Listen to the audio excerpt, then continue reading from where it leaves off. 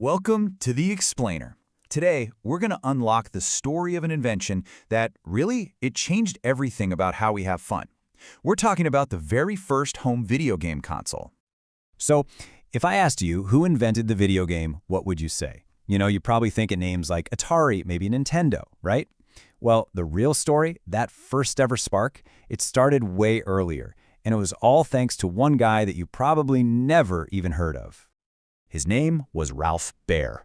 And his story, wow, it starts a long, long way from any TV screen. See, this isn't just some tech story. It's about survival. It's about pure, relentless ingenuity, and a vision for the future that, honestly, nobody else could see at the time. All right, Section 1, from escape to invention.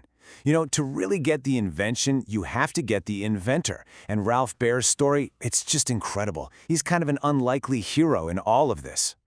So get this, he was born in Germany, and his family had to flee the Nazis right before Kristallnacht. Can you imagine? When he got to New York, his drive was it was off the charts. You can see it right here in his journey.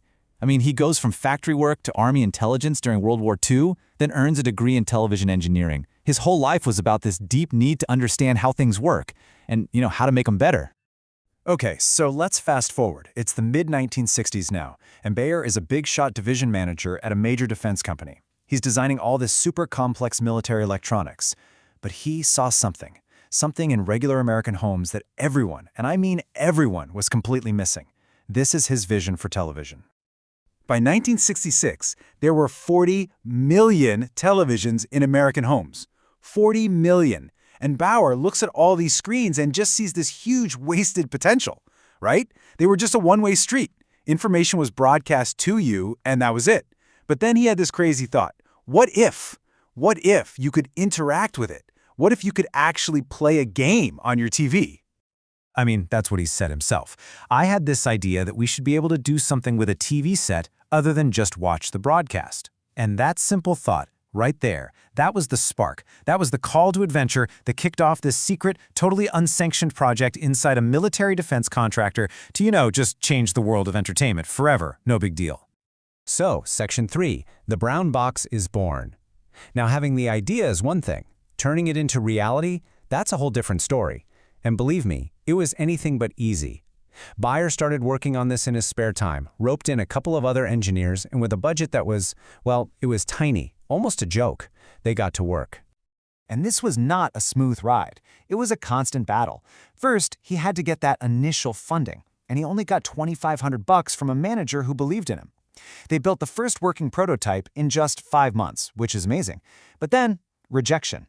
They pitched it to cable companies, and nobody was interested. They just didn't get it.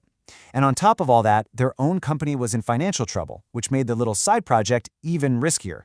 But they kept iterating, going through 7 different versions until they finally got a meeting with Magnavox, where one executive saw the potential. And all that persistence paid off. By 1969, after all those versions, they had this, the brown box. It wasn't a very creative name, I know. It's literally named for the wood grain sticky paper they wrapped it in to make it look a little nicer. But what was inside was revolutionary. We're talking multiple games, ping pong, a chase game, even a light gun game, and different kinds of controllers. This little box, this was the direct ancestor of every single console that came after it. Okay, let's get to the breakthrough. The Odyssey begins. After all those years of people saying no, the brown box finally gets a yes. An executive at the electronics company Magnavox saw it, and he got it. This is the moment the prototype becomes a real product, and well, a revolution gets started. Now, Magnavox loved the idea, but they had to make it cheaper to sell to the masses, so some changes had to be made. The original brown box actually had color capabilities, but that got cut to save money, so the final version was only black and white. And instead of a built-in dial to select games, they came up with the idea of swappable game cards that you'd literally plug into the machine. And think about that. That idea of physical game cartridges would define consoles for decades to come. The final product? It was called the Magnavox Odyssey. So let's talk about the business side of this, because it's pretty fascinating.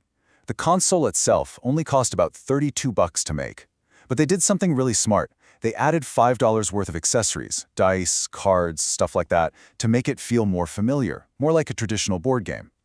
They sold it to dealers for $65, and the final retail price for you and me was just under $100. Now remember, this is 1972. $100 was a lot of money. It was a big bet that families would buy this totally new kind of entertainment. And they really went all in on selling it as a complete experience. When you open that box, you didn't just get the console and 2 controllers. You got these plastic overlays that you'd actually stick to your TV screen to add color and graphics to the games. And you got dice, poker chips, and playing cards. It was this amazing bridge, really, between the old world of family board games and this brand new digital frontier. You know, it's funny, Magnavox really just thought the Odyssey was a gimmick, a cool little toy to help them sell more of their TVs. They only planned to make 50,000 of them at first, but the public response was just huge. They had the double production immediately. In that very first holiday season in 1972, they sold 69,000 units. It was a surprise hit. I mean, let's be real. By today's standards, this thing was incredibly primitive. It had absolutely no sound. The graphics were literally just a few white blocks on the screen. But you know what? It didn't matter. In its first 3 years, the Odyssey sold 350,000 units.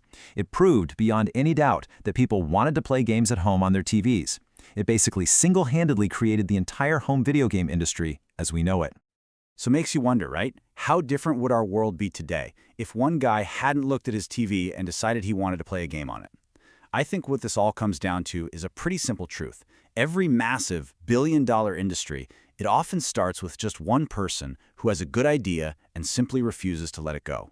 To go from being a refugee escaping persecution to becoming the father of the video game console, Ralph Baer's story is just this powerful reminder that sometimes the biggest innovations come from seeing something incredible where everyone else just sees an ordinary box. Thanks for watching The Explainer.